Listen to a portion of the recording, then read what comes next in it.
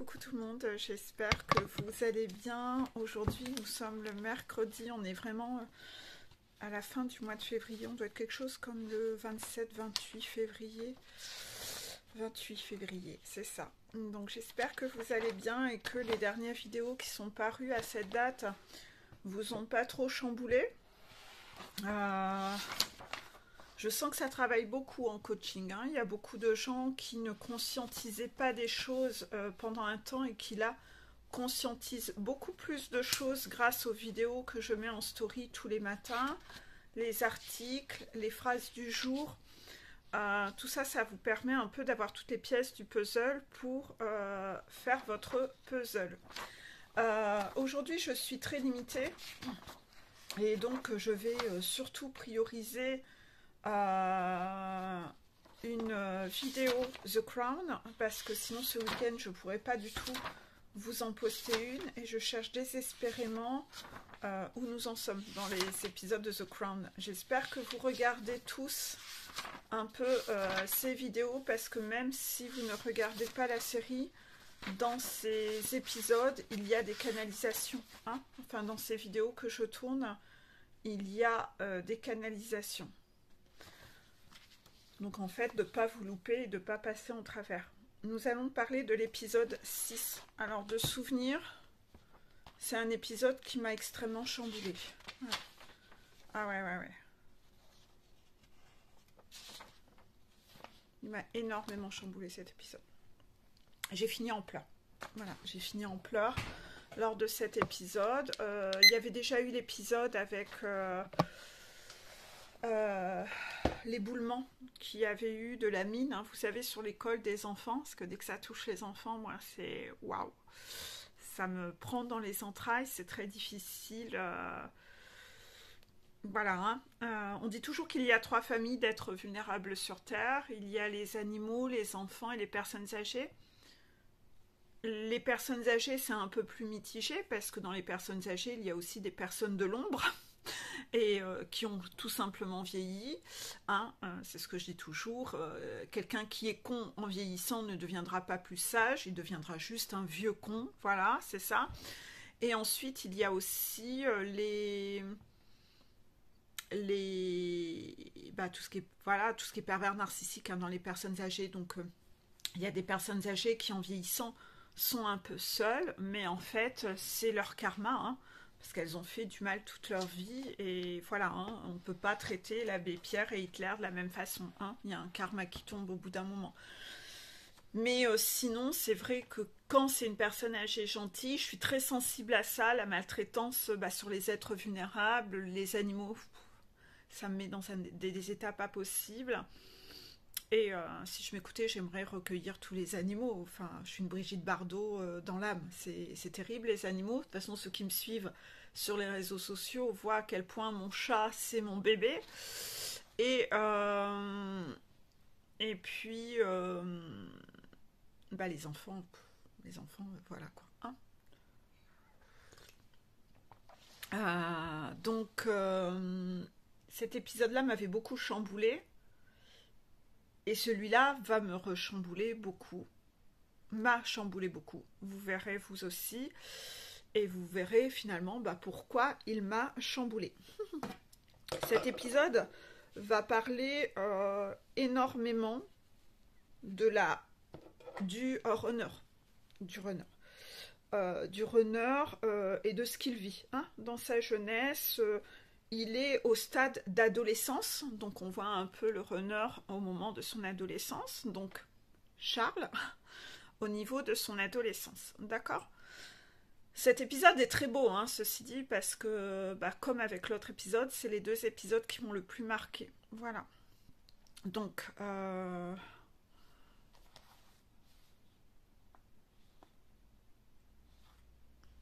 il y a une phrase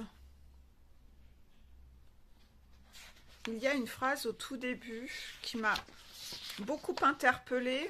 La phrase est dite tellement vite que j'ai dû mettre arrêt sur image pour entendre la phrase, la réécouter. Je ne comprenais pas cette phrase du tout début qui interpelle, parce que Et on la redit à la fin. Si jamais vous arrivez, vous, à bien l'entendre, cette phrase, je veux bien que quelqu'un me l'écrive en dessous parce que j'ai eu beau la remettre plein de fois, je n'ai pas réussi à la capter. C'est une phrase qui tourne autour de la couronne qui entoure les tombes. Et il manque des morceaux parce qu'on n'entend pas très bien. La mort tient sa cour et la farceuse trône.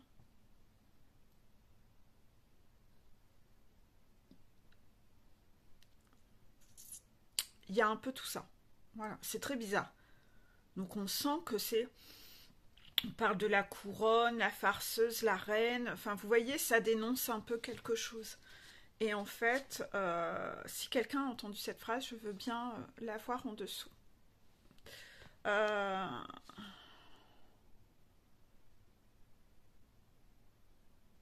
Il va y avoir une phrase où on dit il y a un conseil qui est donné. Il y a un conseil qui est donné où on dit autant que cela est possible, il ne faut rien changer. Autant que cela est possible, c'est ça en fait. J'ai toujours obéi à un principe. C'est ça.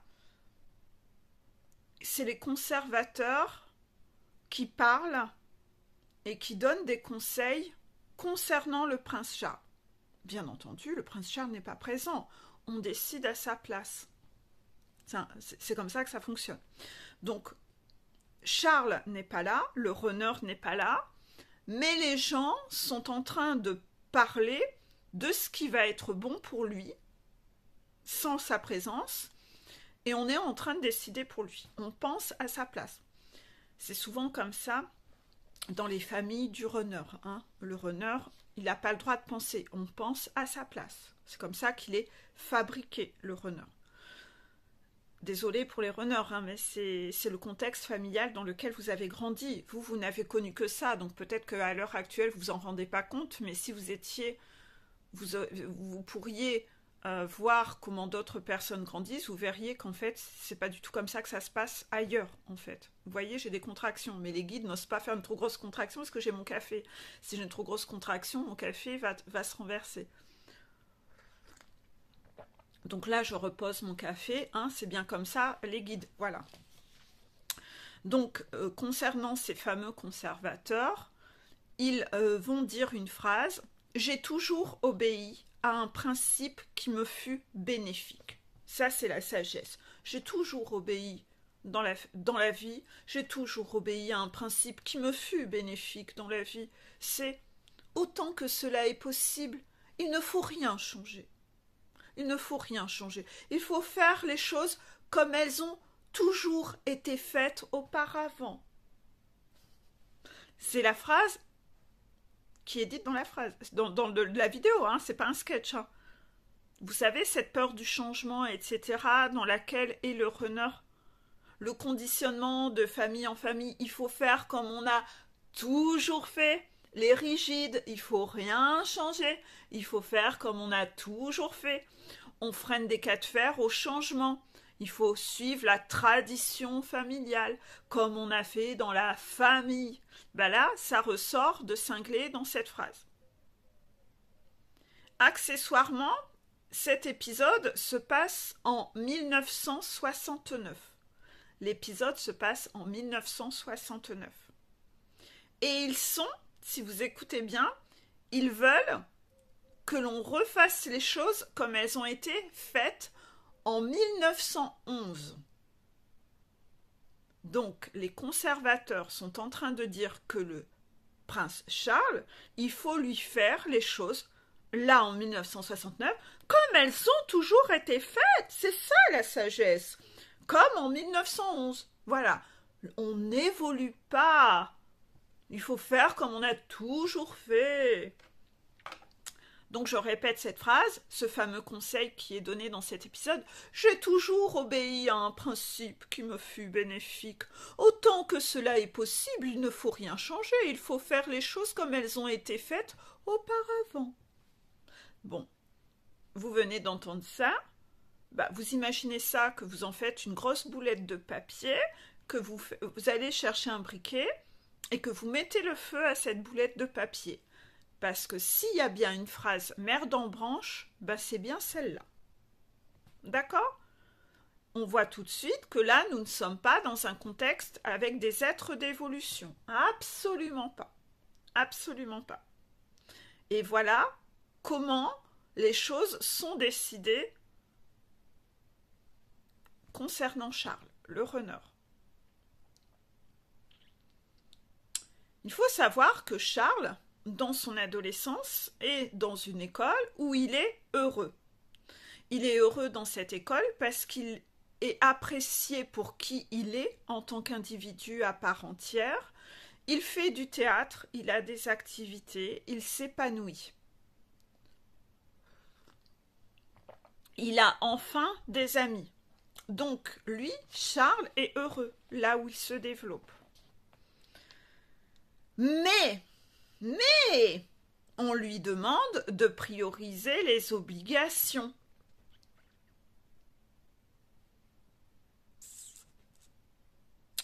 On verra qu'à un moment, la maman du runner, la reine, essaye quand même de défendre le fait que non mais il est heureux là où il est, donc laissons-le tranquille, voilà. Elle le voit peu, hein, parce qu'il fait ses études loin. La reine n'est pas une mère. Enfin voilà, non. Hein. Vous le verrez dans cet épisode. Vous verrez sa façon de se comporter en tant que mère. Il est donc en fait.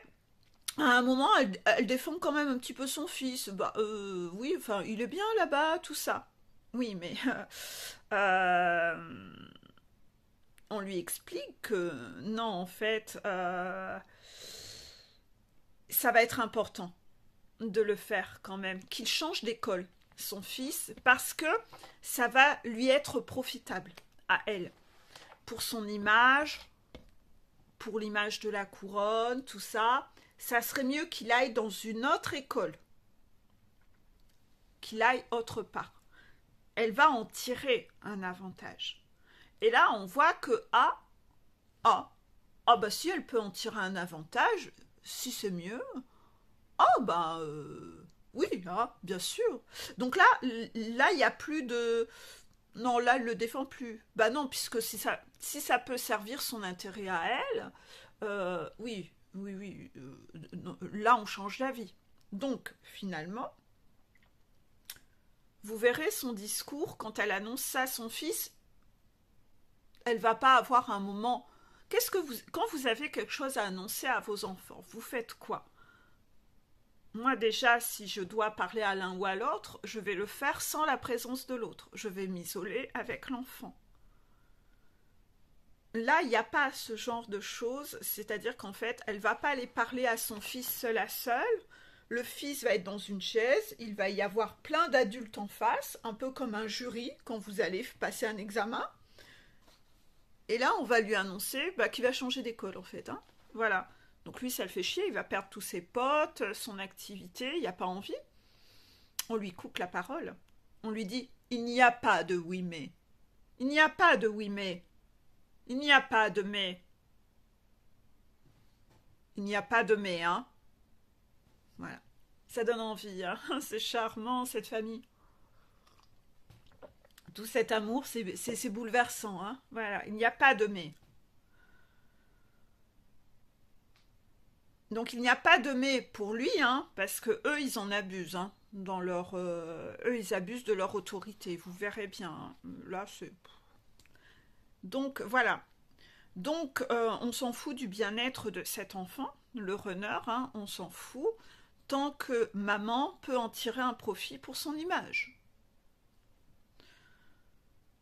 Donc on lui impose d'aller vivre à un autre endroit. On lui impose d'aller vivre à un autre endroit. On voit le prince qui parle avec sa sœur.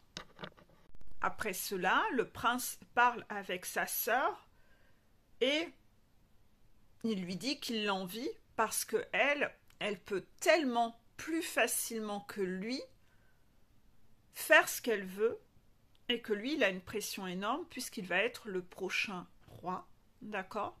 Donc on voit que le prince n'a pas la même pression sur les épaules que sa sœur.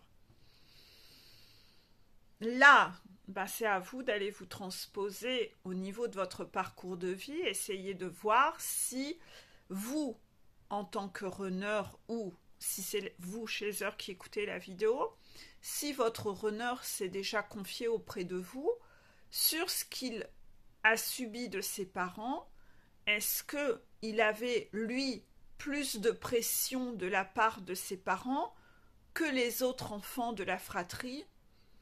Ça dépend sans doute du contexte et de ce que le runner a à travailler. Vous voyez, j'ai une contraction. Parce que vous savez que je vous fais sur mon Facebook souvent des articles sur les familles dysfonctionnelles. Et vous avez vu que dans une famille dysfonctionnelle, donc tous les runners ont été dans une famille dysfonctionnelle. Et tous les chasers également. À plus ou moins grande échelle et de façon différente. Mais en tout cas,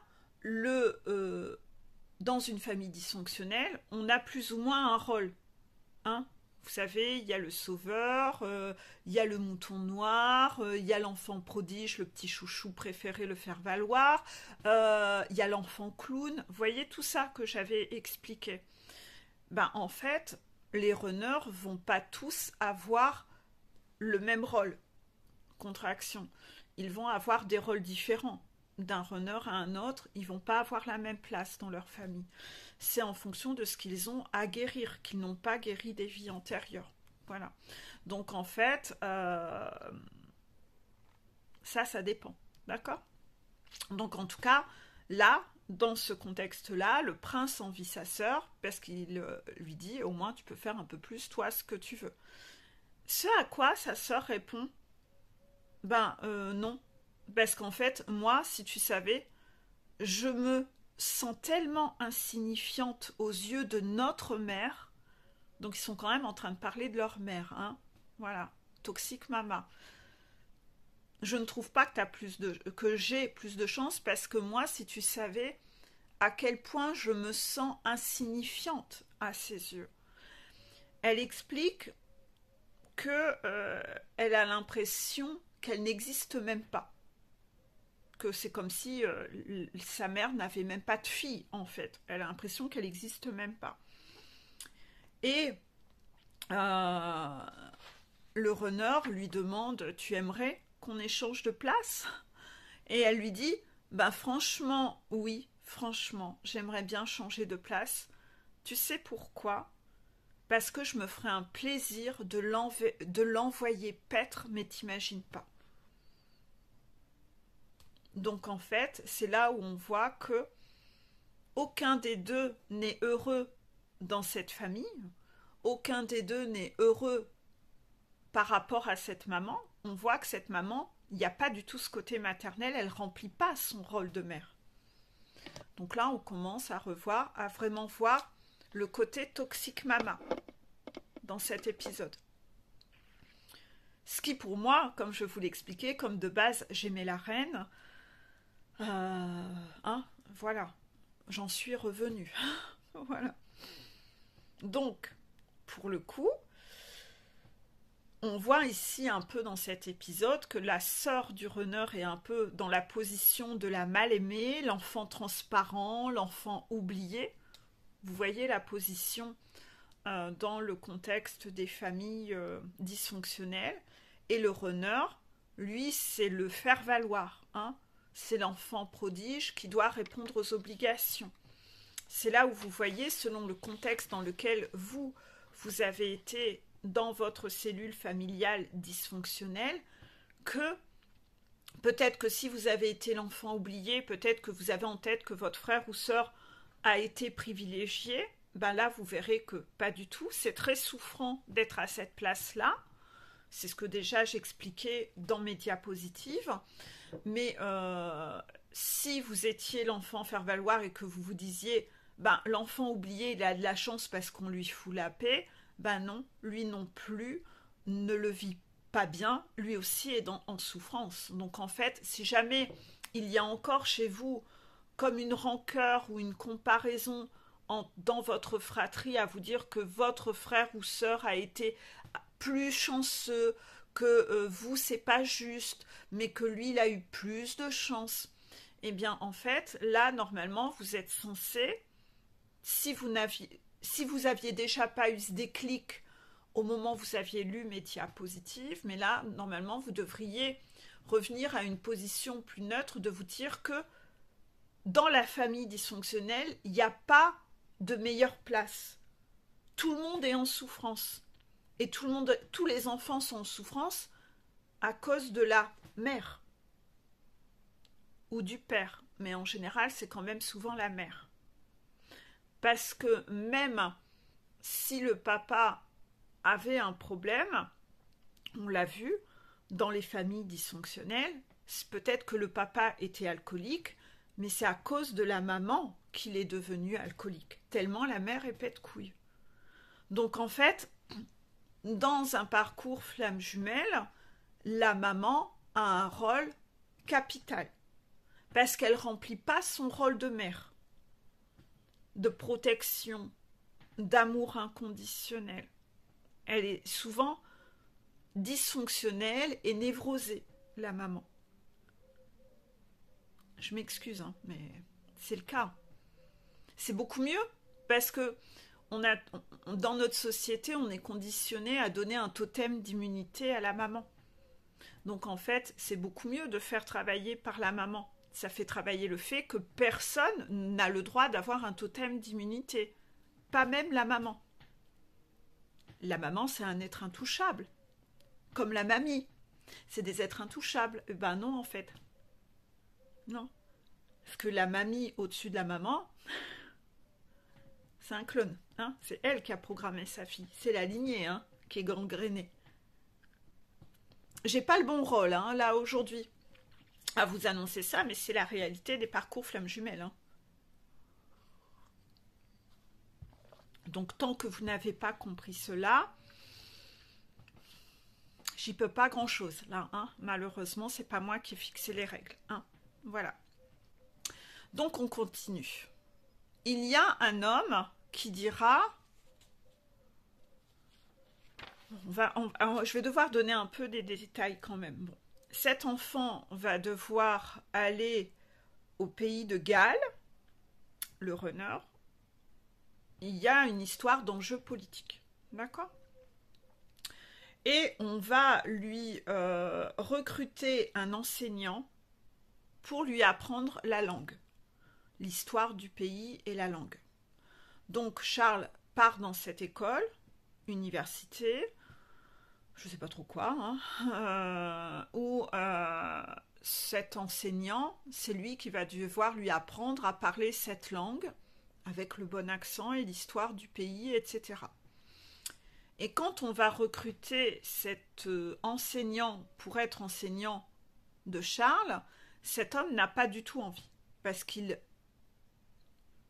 le pays de Galles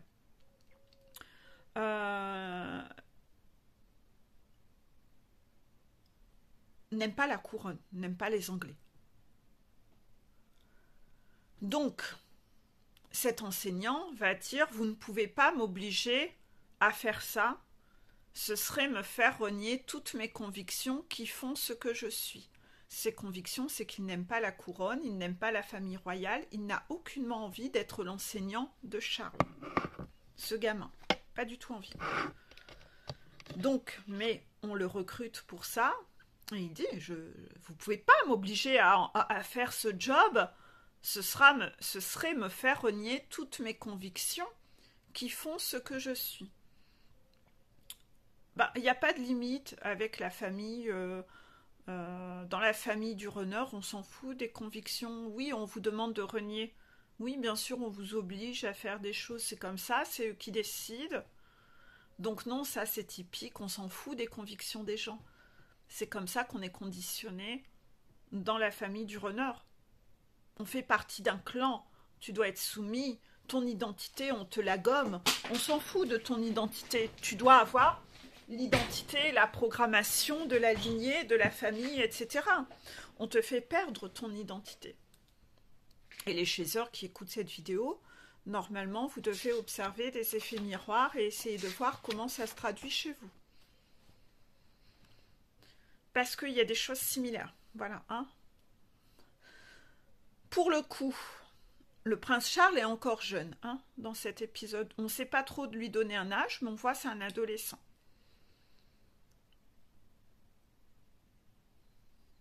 Et donc lui, on voit que dans son côté encore innocent et adolescent, encore pur, on voit qu'il est encore pur, cet enfant. Il montre une tolérance.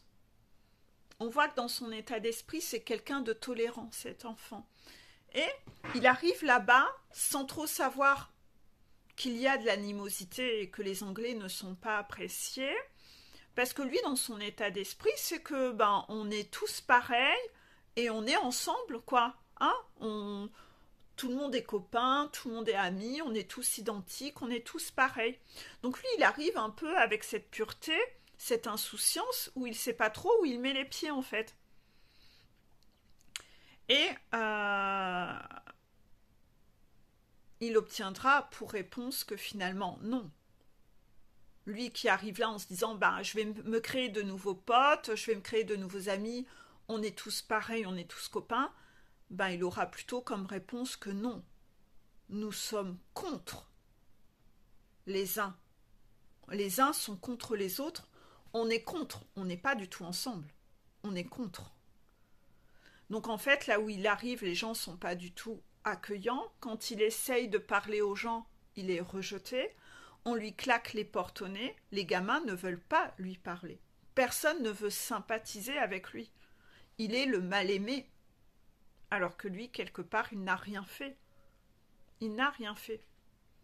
Donc en fait, par rapport à ça, par contre, c'est un peu compliqué pour lui. Émotionnellement, c'est pas facile. On a mal au cœur pour cet enfant. Parce que lui est pur, lui il a envie d'aimer tout le monde, et puis les gens le rejettent alors qu'il ne sait même pas pourquoi. On voit aussi dans son côté très insouciant et pur que parfois il prend un peu les choses à la légère avec spontanéité. Et comme il est encore jeune, il s'attendait à ce que, en arrivant dans cette école, on lui dise un peu ce qu'il devait faire, qu'il soit guidé. Et pas du tout, en fait. Comme il ne prend pas assez d'initiative de lui-même, ça va être considéré comme humiliant.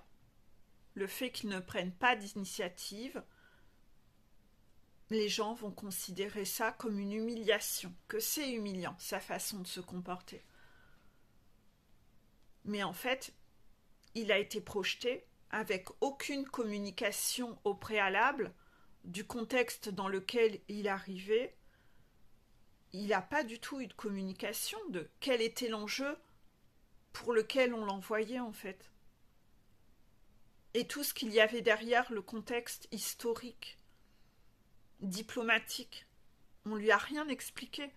Donc il est projeté comme ça, lui sait pas, donc il est dans son insouciance d'un gamin de son âge, et en fait, il est observé à la loupe, et quand il fait quelque chose, c'est pas à la hauteur de ce qu'on attendrait de lui, mais on lui a pas dit ce qu'on attendait de lui. Donc en fait, on le visualise un peu trop comme un adulte et pas assez comme un gamin en fait. Donc en fait, c'est un gamin insouciant. Et les personnes politiques, les doyens, tout ça, ils sont un peu en train de l'observer en se disant c'est humiliant parce qu'il n'a pas été faire des recherches sur tel ou tel sujet. Mais c'est un gamin. C'est comme s'il portait sur ses épaules tout le poids que ses ancêtres ont fait, qui n'était pas ok. Les ancêtres de sa famille, mais c'est pas lui. Enfin, lui, c'est un gamin, quoi. Donc en fait, on a mal au cœur quand même pour lui, par rapport à ça aussi. On voit vraiment qu'en fait, il n'a pas le droit à une jeunesse insouciante. C'est pas possible, vous voyez. Il n'existe pas en tant qu'individu à part entière. Il n'a pas de considération, en fait. C'est dur. Et pour un moment, enfin il avait de la considération dans l'école où il était, on le retire pour revivre encore cela. Vous voyez, c'est dur en fait. Donc il culpabilise un peu en voyant que les gens trouvent ça humiliant, le fait qu'il n'ait pas pris d'initiative, et il va se mettre à travailler dur afin d'être conforme aux attentes des autres.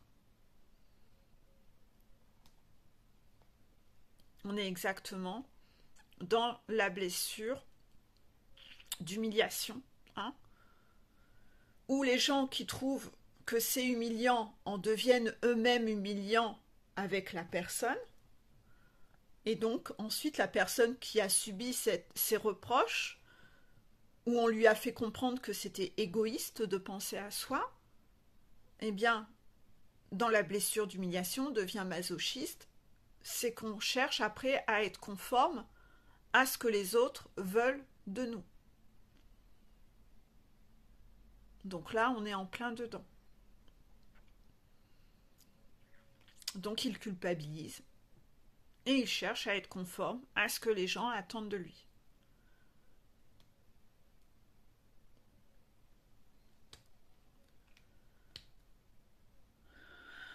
Dans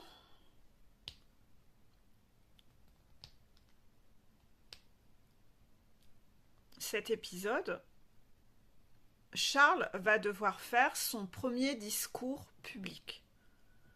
Parce qu'il y a un événement phare, d'accord ?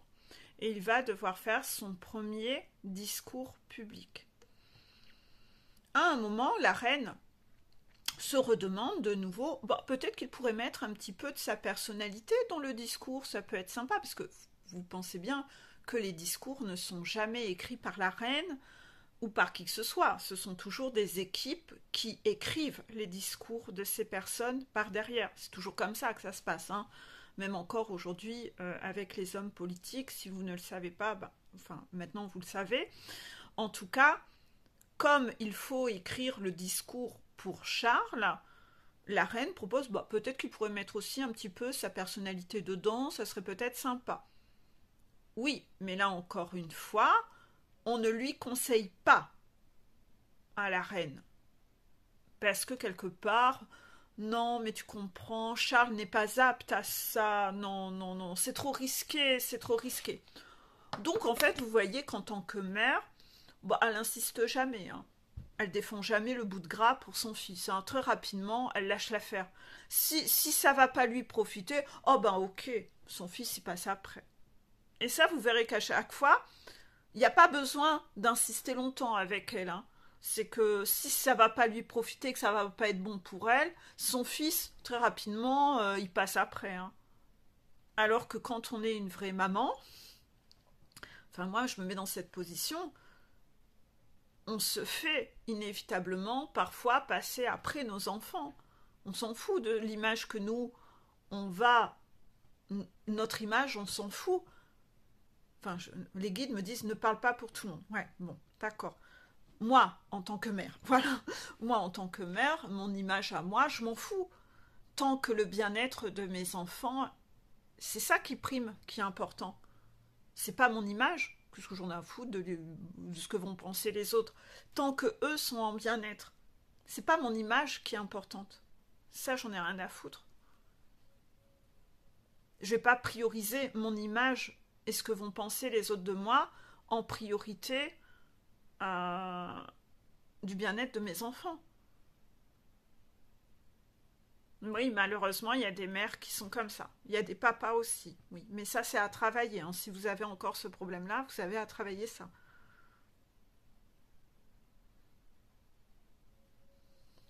Je vais aller me refaire un café. Me revoici, me revoilà. Donc voilà, il y a mon chat. Viens mon bébé. Donc, j'en étais où? J'étais arrivée à cette page-là. Ce Charles, Prince Charles, vous savez comment c'est dans le monde étudiant en général, le soir ou arrivé le week-end, On fait des choses ensemble, entre étudiants, on va manger, boire un verre, etc. Et lui, ce pauvre enfant, bah, il est tout seul vu que personne ne veut lui parler. Et on voit que l'enseignant, son prof, hein, bah, ça le rend un peu triste de voir qu'il va rester seul. Et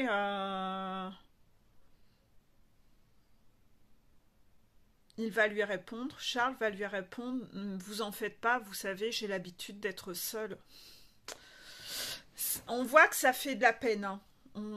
Ça fait de la peine en fait. Ça fait de la peine parce que on voit que c'est un gamin qui est malheureux, quoi, en fait, hein. Il est là, il a rien demandé de naître dans cette famille, il n'y a que des obligations, sa vie c'est que être seul quasiment sans amis, c'est là où c'est dur. Donc là, je sais pas si tous les runners ont vécu dans leur enfance des moments comme ça où ils se sont sentis rejetés des gens, si ils ont eu des périodes un peu difficiles dans certaines écoles où ils se sont sentis rejetés. On sait qu'ils ont une blessure de rejet, donc comme ils ont une grosse blessure de rejet à guérir, dans leur parcours de vie, on leur a fait vivre des périodes de rejet. C'est inévitable, hein. C'est le parcours du runner de vivre ça. Et la chasseur des abandons. Donc en fait, les deux ont eu des moments un peu difficiles dans leur parcours de vie. Là, ça fait mal au cœur parce qu'on voit le côté où c'est encore un gamin quand même. Donc ça fait mal au cœur pour le coup. Et on voit qu'il ressent cette énergie de solitude, vous voyez. On voit sa souffrance. Donc ça fait de la peine. Et son tuteur, qui de base n'aime pas du tout la famille anglaise, souvenez-vous, qui ne voulait pas du tout, la famille royale, qui ne voulait pas du tout enseigner à cet enfant, bah finalement son tuteur va lui proposer de rentrer, de venir passer la soirée chez lui. Lui, il est marié, il a un enfant. Il lui propose de l'accueillir chez lui pour venir manger le soir en famille, pour pas laisser ce gamin tout seul en fait. Donc c'est là où on voit que le tuteur est en train de switcher, il est en train de passer de ses convictions où il très rigide, je n'aime pas la famille royale, les Anglais, ce qu'ils ont fait à notre pays, ils nous ont soumis, etc. Et en fait, finalement, il se rend compte petit à petit que ce gamin, c'est un gamin, quoi. Il n'a rien demandé. Et donc, on voit qu'il commence un petit peu à s'attendrir sur cet enfant, en fait. Et donc, il l'accueille au sein de sa famille ce soir-là pour pas que le gamin soit seul. Donc ça, c'est très joli. C'est très joli. On voit quelqu'un qui est en train de partir dans cet amour inconditionnel, beaucoup moins rigide, beaucoup moins injuste. Vous voyez, de la blessure d'injustice. Parce que ce tuteur, c'est ça, il a une blessure d'injustice. Dans sa position, il se dit, la famille royale, les Anglais ont fait ça à notre pays, ils ont créé une injustice, je fais partie de ce pays qui a subi une injustice, donc je mets tous les Anglais dans le même sac, je mets toutes les personnes de la famille royale dans le même sac, et même cet enfant, moi il n'y a pas de différence, c'est tous dans le même panier, je fais un rejet. Mais finalement il devenait injuste puisqu'il devenait extrême. Donc là vous étudiez un peu la blessure d'injustice chez ce tuteur qui finalement va s'assouplir, hein. Il va s'assouplir finalement. Donc là, ça fait plaisir à voir que ce tuteur sort de sa rigidité. Il devient plus juste finalement, hein. C'est jamais joli, hein, d'être dans la blessure d'injustice. On voit que Charles s'intéresse beaucoup aux gens, hein. Il s'intéresse beaucoup aux gens. On voit que c'est quelqu'un d'humain, on en revient. En fait, on voit beaucoup ses valeurs humaines à Charles dans cet épisode. C'est-à-dire que cette différence entre sa mère toxique au cœur de pierre et lui, ce côté insouciant, spontané, qu'il a au début et que sa spontanéité va même choquer, on voit qu'il a sa personnalité pure avec des émotions pures, mais qu'en fait, il n'a pas le droit d'être comme ça. Il n'a pas le droit. Mais en fait, c'est lui qui est pur. C'est lui. Donc en fait, c'est vrai que c'est ça qui m'a fait mal au cœur, c'est de voir cette beauté qu'il a dans ses traits de personnalité et que son environnement ne lui permet pas d'être dans cette beauté en fait. Donc on voit qu'il s'intéresse beaucoup aux gens, c'est quelqu'un d'humain, d'ouvert, il s'intéresse aux gens il est dans une ambiance famille dans cette cellule-là, avec la femme du tuteur et le petit gamin. La femme, qui elle aussi a les mêmes convictions que le mari, donc quand elle voit que son mari fait ramener Charles à la maison pour bouffer sans me prévenir, elle apprécie moyen la surprise de son mari. Hein. Et finalement, durant ce repas, ils vont parler de...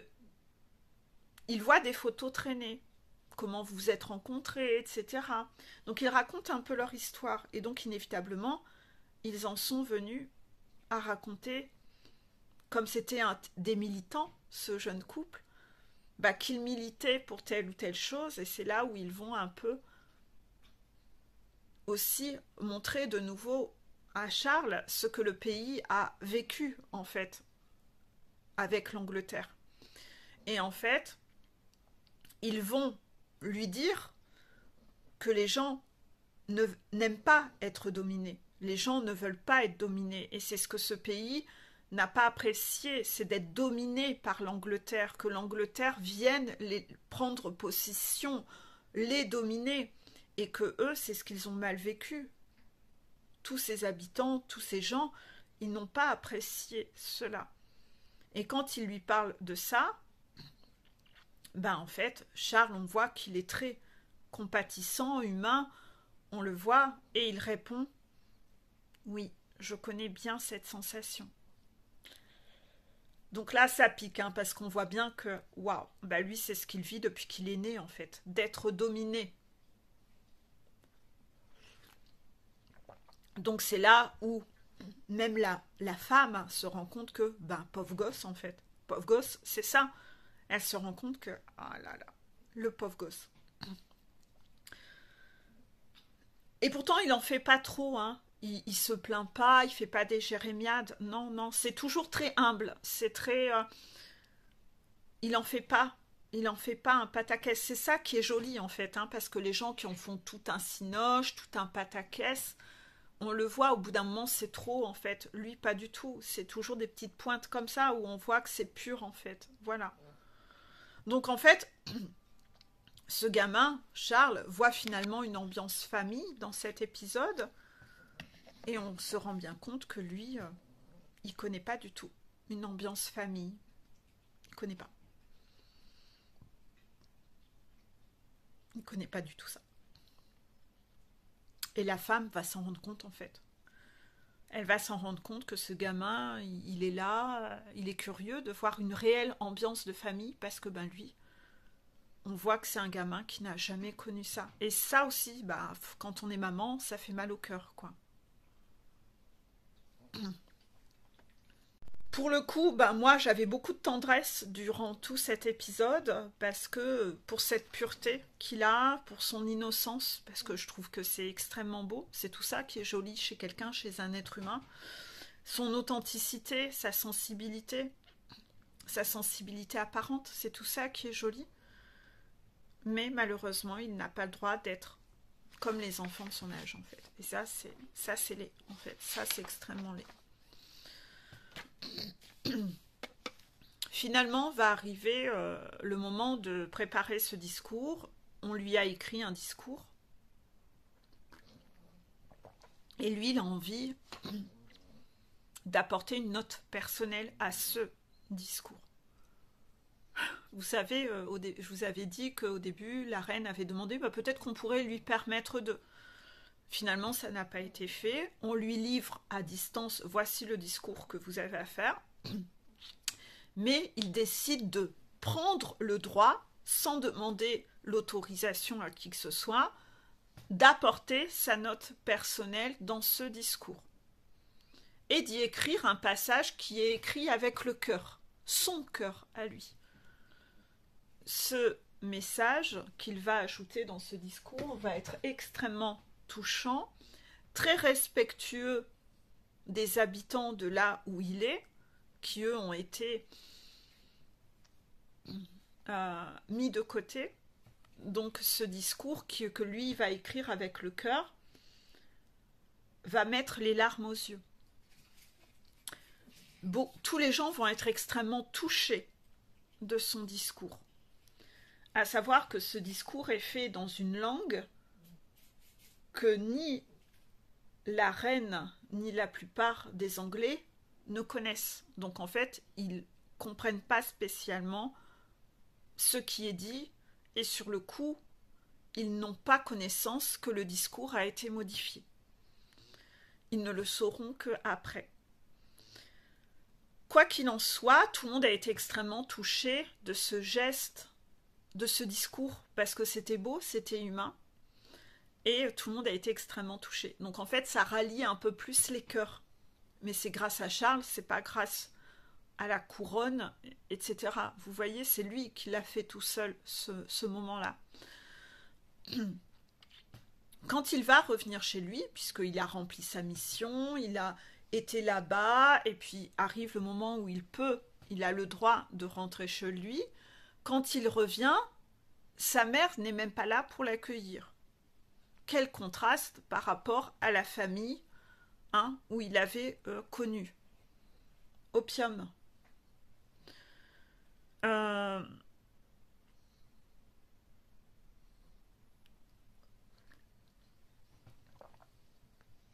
Quand il arrive dans cette maison, il est étonné de voir que sa mère n'est donc pas là pour l'accueillir. Il a donc affaire à un homme du personnel qui lui dit non, mais votre mère, non, elle s'est recueillie dans ses appartements.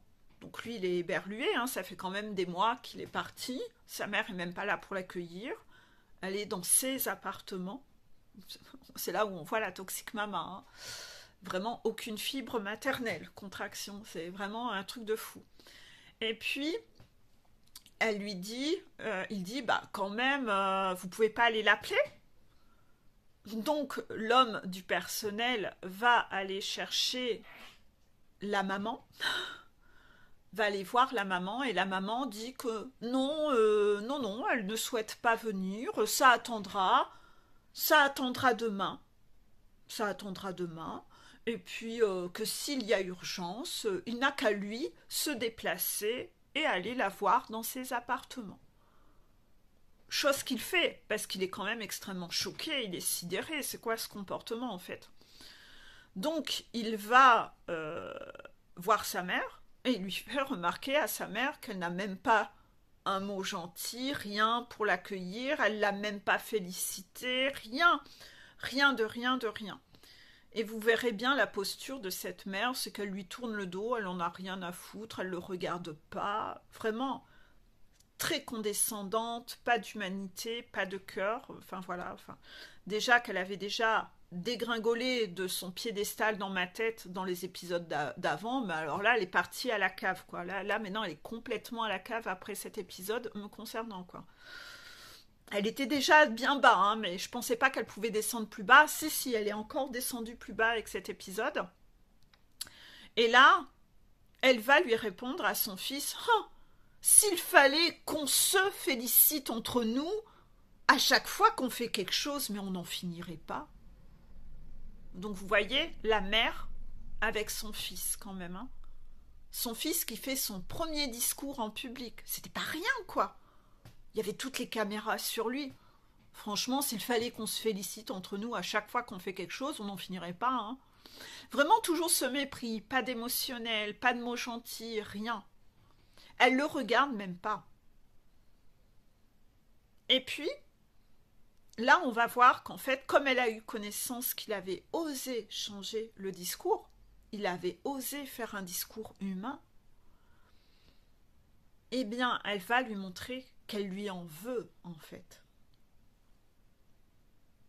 Elle lui en veut à ce gamin. Elle cherche pas à savoir pourquoi il a fait ça, ou à lui dire, en tout cas, c'était joli ce que tu as fait, ça... Non, elle n'est pas connectée au cœur. Elle n'est pas connectée au cœur.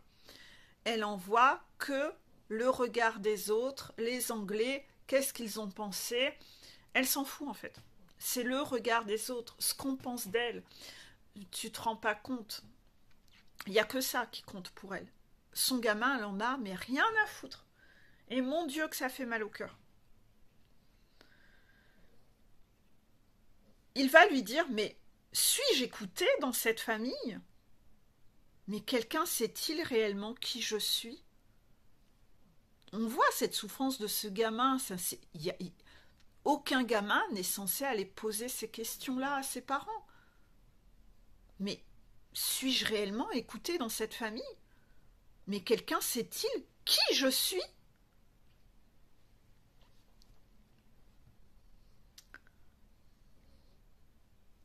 Je fais exprès de mettre un temps de silence parce que là, vous devez vous imaginer en tant que parent comment vous réagiriez, vous, en tant que parent, à un enfant qui vous dit ça. Vous allez le rassurer, vous allez le prendre dans vos bras, vous allez lui dire des choses gentilles. Vous allez vous connecter à sa souffrance, à cet enfant qui essaye de vous faire passer un message. Eh bien, c'est là où on voit la mère perverse narcissique, contraction, c'est qu'elle est absolument jamais connectée au cœur de l'enfant, aux besoins de l'enfant. C'est le propre des parents pervers narcissiques, c'est qu'ils ne sont jamais connectés aux besoins qu'a un enfant. Non. C'est comme si c'était un adulte, c'est comme si c'était l'employé de service, c'est la même chose en fait. Ils n'ont pas d'émotionnel, ils ne sont pas connectés à l'émotionnel. Tout ça, c'est pas des valeurs qu'ils ont. Ça vibre pas en eux. Et là, donc, quand il lui dit ça, suis-je écouté dans cette famille? Quelqu'un sait-il qui je suis? Elle va lui répondre, on vous entend trop, à mon avis. On vous entend trop, à mon avis. Donc là, elle est encore plus humiliante. Là, l'enfant est en souffrance, là, elle l'achève. Elle l'achève. Elle est humiliante. On vous entend trop, à mon avis, parce qu'il a osé changer quelques phrases dans le discours. On vous entend trop, à mon avis. Donc là, elle repart dans son rôle d'autorité écrasante, la mère écrasante, humiliante. Et elle lui dit, chacun de nous a dû faire ses sacrifices, perdre une partie de sa voix. Donc là, on est vraiment dans cette dame qui, moi aussi, j'ai dû perdre une partie de ma voix dans mon rôle de reine. Donc tu vivras la même injustice que moi. Moi aussi, j'ai été trahie. Donc tu subiras la même trahison que moi. Ben non, espèce de grosse connasse, en fait, parce que si tu as souffert de ça, tu es censé vouloir faire en sorte que ton enfant ne vive pas les mêmes souffrances que toi. Non, elle... Comme j'ai vécu ça, tu le vivras aussi. Mais quelle connasse! Oh, mais quelle connasse! Donc on vous entend trop, à mon avis. Chacun de nous a dû faire ses sacrifices et perdre une partie de sa voix. Nous avons tous perdu une partie de nous. Ben ouais, mais accessoirement, t'es la mère. T'es pas censé être centré sur ta petite personne, t'es censé protéger ton fils de ça et faire en sorte que ça se passe mieux.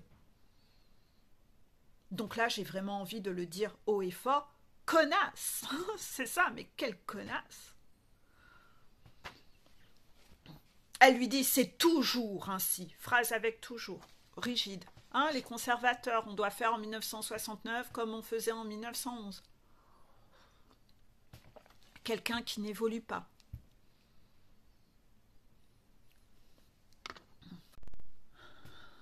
Lui répond, non, c'est un choix. Oui, parce qu'elle lui dit, c'est comme ça, c'est pas autrement, c'est toujours ainsi. Lui dit, non, c'est un choix.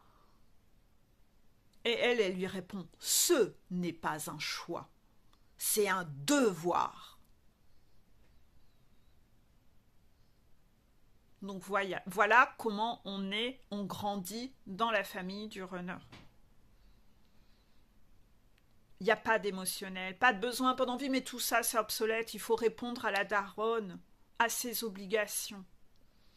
Donc elle dit, ce n'est pas un choix, c'est un devoir. Ne rien dire mobilise toute notre énergie. Nous devons cacher nos sentiments.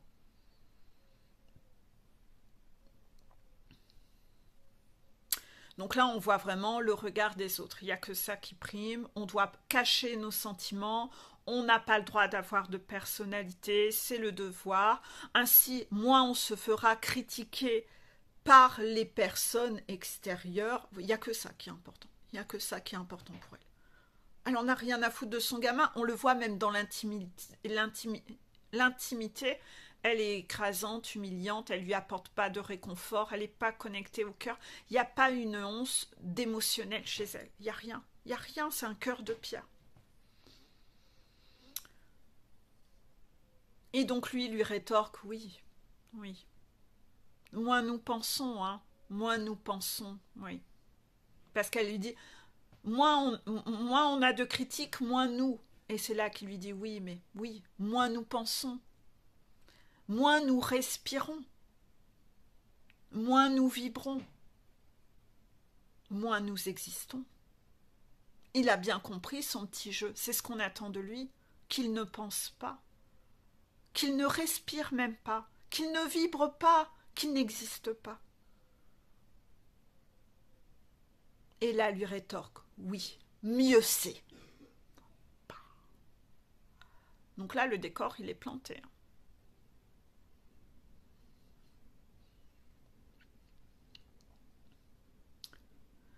Il lui répond. Il est dans une souffrance extrême. Quand il lui parle, il est dans une souffrance extrême. J'ai mal au cœur de repenser à cet épisode. Il lui dit, se tenir à cette règle est moins facile pour moi que pour vous. Parce que moi, j'ai un cœur qui bat. Une personnalité. Une volonté propre. Je ne suis pas qu'un symbole. Je peux avoir une influence. Oui, je peux avoir une influence en montrant qui je suis réellement. J'ai ma propre voix, maman.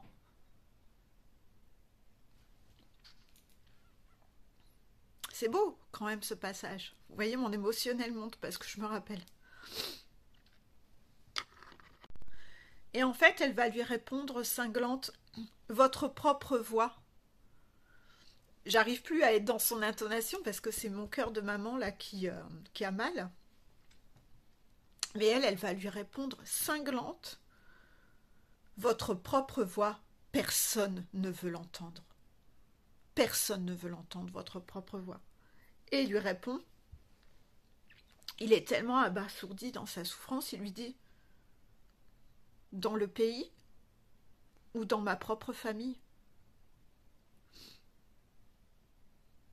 Et là, elle va le regarder droit dans les yeux et elle va lui dire, personne. Et là, elle se casse. Putain. Donc non, elle vient clairement lui dire que même elle, en tant que mère, elle en a rien à foutre de ce qu'il pense, qu'elle veut même pas l'entendre, tellement elle s'en fout en fait.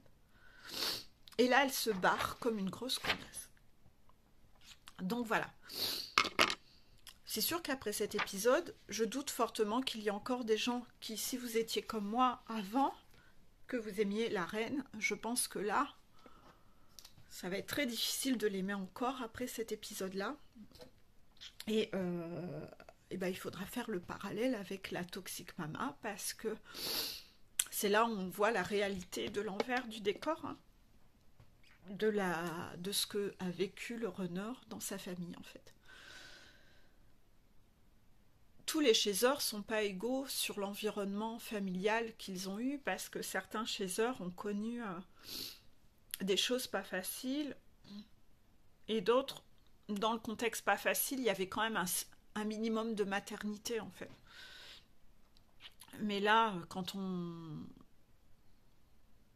voit ça, on peut que avoir, on a envie de prendre le runner dans ses bras en fait, parce qu'on se dit, mon Dieu, mais mon pauvre, mais qu'est-ce que t'as vécu en fait? Qu'est-ce que t'as vécu?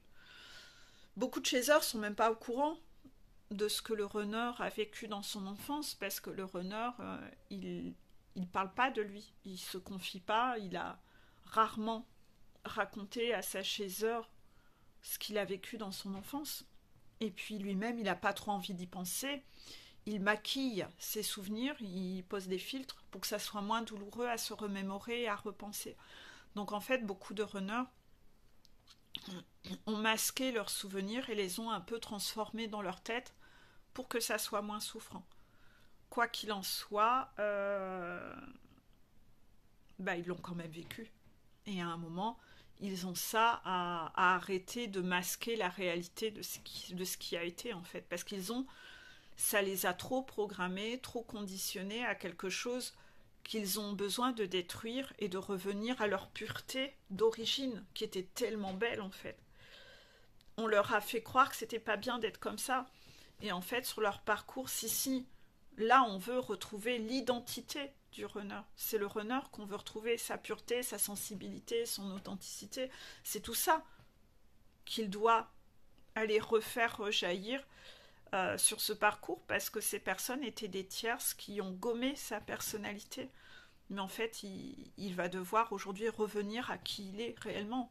C'est ça le principe de la montagne, c'est ce que la Chaser a eu à faire. C'est que la Chaser aussi, on a voulu lui gommer sa personnalité et elle est revenue à son authenticité, à qui elle était elle-même.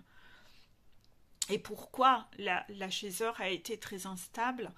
Parce qu'elle était dans cette dualité et torture à l'intérieur, où tout se bat à l'intérieur, entre ce qu'on lui demandait d'être, ce qu'on attendait d'elle, et puis qui, elle, sa nature profonde. Donc quand on est comme ça en conflit intérieur, ça crée une instabilité.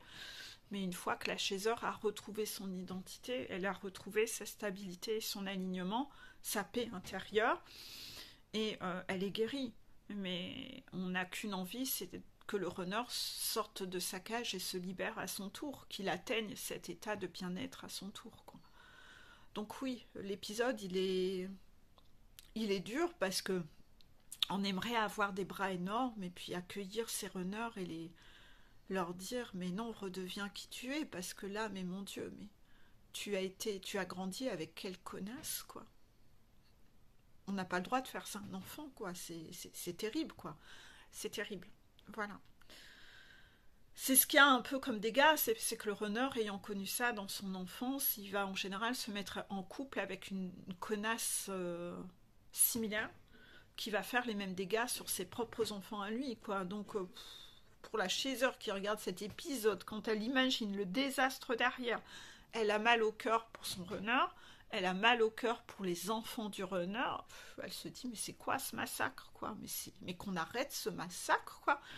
Et bien sûr, son côté sauveur a envie d'aller les aider, mais elle ne peut pas, puisque de toute façon, en général, elle a déjà proposé son aide, et son aide, on n'en a pas voulu, quoi. On n'en a pas voulu. On n'a pas cru à elle-même sa pureté, en fait. Donc, en fait, le runner n'a pas voulu son aide parce qu'il pensait sans doute qu'elle voulait marquer une emprise, qu'elle voulait asseoir un contrôle, un pouvoir. Rien de tout ça, mon Dieu, rien de tout ça, quoi. Voilà. Donc voilà, épisode chamboulant. J'espère qu'à chaque fois que vous regardez ces vidéos, de plus en plus de personnes ont envie d'aller voir cette série, parce que il y a beaucoup de choses à voir et à comprendre dans ces épisodes et à décortiquer, hein. Vous actionnez des guérisons vous-même en regardant les épisodes Contre-Action. Voilà. Donc je vous fais des gros bisous et je vous dis à bientôt. Bisous.